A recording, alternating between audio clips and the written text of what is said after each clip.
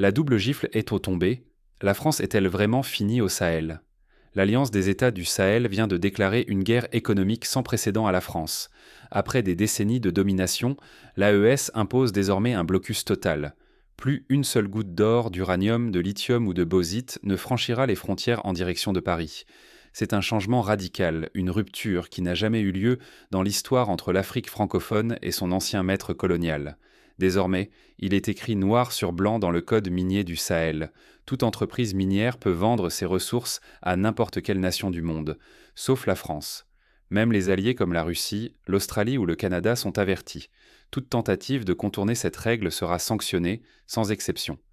Pour la France, son commençant par Corriento, comme si c'est non seulement la fin d'un accès privilégié à des ressources vitales, mais aussi la menace d'un effondrement de son influence économique sur le continent.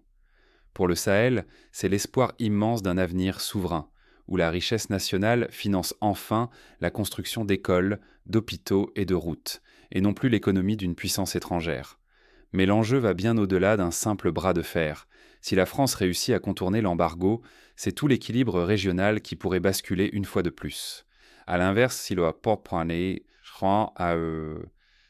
Sahel échoue à transformer ce verrouillage en développement réel, le rêve d'indépendance économique risquerait de s'effondrer aussi vite qu'il est né. Comment ce nouveau rapport de force s'est-il imposé?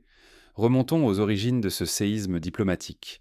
Pendant plus d'un siècle, l'Afrique de l'Ouest a servi de coffre-fort à la France. Derrière les discours de coopération se cachait une réalité brutale. La France a bâti sa puissance sur l'exploitation systématique du Sahel et de ses trésors naturels. Or, uranium, bauxite, lithium, ces ressources vitales partaient vers Paris, tandis que les populations locales restaient donc plongées dans la misère. Les contrats miniers étaient rédigés à sens unique, toujours en faveur des compagnies françaises. Les prix fixés étaient dérisoires, bien en dessous de la valeur réelle. Pour garantir ce système, la France n'hésitait pas à déployer ses soldats, protégeant ses entreprises et verrouillant toute contestation. Tout profit filait vers la métropole. Les milliards issus des mines enrichissaient Paris, finançaient des routes, des écoles et des hôpitaux. Mais en France, jamais au Burkina Faso, ni au Mali, ni au Niger. Pendant ce temps, dans les villages du Sahel, l'eau potable manquait, et les infrastructures restaient à l'abandon. Mais petit à petit, les consciences se sont éveillées. Une nouvelle génération a levé la tête, dénonçant le pillage et exigeant la souveraineté. Dans les rues de Ouagadougou, Bamako ou Niamey, la colère est montée. Pourquoi nos enfants restent-ils pauvres alors que notre sol nourrit l'Occident? Rester prisonnier de ce système d'exploitation, c'est condamner l'Afrique à une pauvreté structurelle, à une dépendance éternelle. Chaque contrat signé, chaque kilo d'or bradé repousse le rêve d'un développement véritablement africain. Mais la roue de l'histoire tourne. Un événement irréversible va tout bouleverser. Une décision radicale vient de surgir. L'Alliance des États du Sahel vient de fermer définitivement la porte à la France. Que signifie cette rupture totale pour le destin des ressources africaines? Plus un gramme d'or, ni une once d'uranium ne passera par Paris. Le nouveau code minier du Sahel est sans appel. L'Alliance des États du Sahel vient d'adopter la loi la plus stricte du continent africain. Désormais, aucun minéral extrait du sol malien, burkinabé ou nigérien ne pourra plus jamais être vendu à la France. C'est une rupture totale, inscrite noir sur blanc dans la législation. Même les partenaires étrangers sont avertis. Toute entreprise surprise à vendre, même indirectement, la moindre ressource au marché français sera immédiatement sanctionnée. La preuve, cette semaine, le gouvernement du capitaine Traoré a retiré sans délai la licence d'exploitation d'une compagnie russe coupable d'avoir vendu une part de son or à une société française. Ce geste frappe fort. Peu importe la nationalité du partenaire, la règle est la même pour tous, et la souveraineté du Sahel n'est pas négociable. Dans le sillage de cette offensive, toutes les mines anciennement exploitées par des groupes français ont été nationalisées. Plus aucune compagnie française ne détient la moindre parcelle du sous-sol sahélien, ni au Burkina Faso, ni au Niger, ni au Mali. Leur retour est désormais interdit, sans exception, sans compromis. Derrière cette radicalité, un immense pari. Briser le cycle de la dépendance et du pillage, mais aussi affronter le risque de représailles économiques ou d'isolement. La France et ses alliés pourraient alors tenter des pressions, des embargos ou des campagnes médiatiques pour discréditer la démarche. Pourtant, la détermination de l'AES est totale. Il s'agit de garantir que chaque gramme de richesse profite enfin au peuple et non plus à l'extérieur. C'est un bouleversement qui redéfinit le rapport de force entre l'Afrique francophone et ses anciens maîtres. Mais une question cruciale s'impose. Que va-t-on faire concrètement de toutes ces richesses désormais revenues entre les mains du peuple sahélien? Une fois l'indépendance économique arrachée, il faut prouver que cette richesse transformera la vie quotidienne. Découvrons comment le Burkina Faso réinvente la redistribution des profits miniers pour bâtir son avenir. De l'or pour le peuple, pas pour l'empire. À quoi sert réellement ce trésor? C'est ici que l'histoire change de camp. Pendant des décennies, le butin de l'or du Burkina Faso filait vers Paris. Aujourd'hui, chaque gramme extrait nourrit une promesse: reconstruire le pays pierre par pierre pour les Burkinabés eux-mêmes. Sous l'impulsion du capitaine Ibrahim Traoré, les profits issus des mines nationalisées retournent dans le circuit public. Ce ne sont plus des dividendes versés à l'étranger, mais des investissements directs: routes, écoles, hôpitaux. Les chantiers surgissent peu partout, des villages oubliés aux grandes villes. Le choc est immense. Plus de 3000 machines flambant neuves ont été livrées par l'État. Ce n'est pas une location ni un prêt. C'est un achat intégral avec fonds propres, résultat du rapatriement total des richesses minières. Jamais le pays n'avait vu une telle armée mécanique. Bulldozers, excavatrices, camions-bennes, centrales d'enrobés, tout pour bâtir sans devoir mendier à l'étranger. L'objectif fixé est audacieux. D'ici à l'année 2029, aucune route du Burkina Faso ne restera en terre battue. Le bitume doit relier chaque district, chaque marché, chaque centre de santé.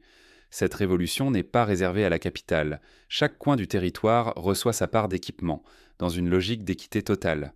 Pour la première fois, le pays met fin à la dépendance humiliante envers les bailleurs de fonds et les contrats d'entreprises étrangères, souvent ruineux. Les coûts d'exploitation chutent, la rapidité augmente et chaque franc investi profite directement au développement local. Mais cette réussite n'est pas sans risque. Si la gestion échoue, si la corruption perce ou que les projets stagnent, alors c'est la crédibilité même du modèle qui s'effondrerait. Mais si le pari est tenu, c'est toute l'Afrique qui pourrait s'inspirer de ce nouvel exemple, une trajectoire où la souveraineté économique devient le moteur d'un essor collectif, loin du joug colonial. Alors, comment mesurer concrètement l'impact de cette stratégie sur la vie quotidienne et le regard du monde sur le Burkina Faso? Que révèle cette transformation pour l'avenir du continent? La souveraineté n'est pas un slogan, c'est une stratégie. Pour chaque citoyen du Sahel, cette nouvelle ère signifie qu'il n'est plus condamné à subir le pillage étranger. Ce sont maintenant les profits des ressources nationales qui financent l'avenir du peuple et non plus celui des anciens maîtres. Mais attention, nationaliser n'est pas suffisant. L'exemple du Burkina Faso montre que la vraie révolution, c'est de réinvestir localement chaque centime gagné grâce à l'or, au bauxite, à l'uranium ou au lithium. Les bénéfices ne quittent plus le pays, ils servent à construire des routes, des écoles, des hôpitaux, dans chaque district pour chaque famille. Le partage équitable des ressources est la clé qui accélère le développement inclusif. Au Burkina Faso, les équipements de construction ne sont ni loués ni monopolisés. Ils appartiennent à l'État et sont répartis équitablement dans toutes les régions. C'est une rupture totale avec la vieille logique de privilèges réservés à une minorité. Dire non aux marionnettes occidentales n'est pas qu'un acte de bravoure politique, c'est la condition pour que les décisions économiques servent vraiment le peuple.